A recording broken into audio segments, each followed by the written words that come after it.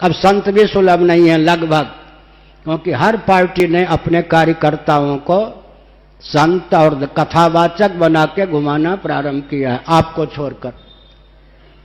कथावाचक भी किसी न किसी पार्टी के द्वारा नियंत्रित होते हैं, धर्माचार्य भी किसी न किसी पार्टी से संलिप्त रहते हैं, क्योंकि अगर अर्थ चाहिए और मान चाहिए, इनकी रक्षा चाहिए, तो उस कगार पर ला करके शासन तंत्र ने लोगों को रख दिया है कि किसी न किसी वो भी राष्ट्रीय स्तर के राजनीतिक दल की दास्ता अवश्य चाहिए। ऐसी स्थिति में जब आमूल चूल परिवर्तन की आवश्यकता है, महानगरों के माध्यम से गांवों का विलोप किया जा चुका है और किया जा रहा है, वनवासियों का और वन का विलोप किया जा चुका और किया जा रहा है, और महानगर में संयुक्त परिवार टिक नहीं सकता।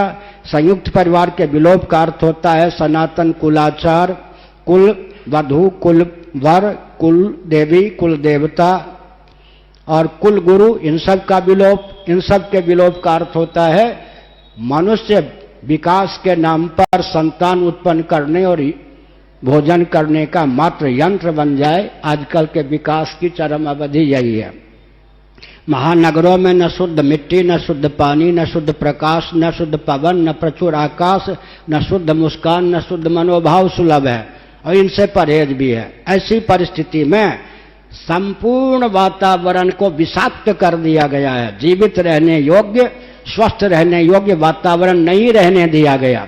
उस परिस्थिति में मैं धर्माचार्य के पद पर प्रतिष्ठित हूं, इसलिए मेरा दायित्व यह बात नहीं। प्रश्न उठता है, गंगा जल की बोतल, गंगा जल से भरपूर पात्र हमको सौंपा जाए तो हम सम्मान मानेंगे, गंगा जी के प्रति आस्थान्वित हैं।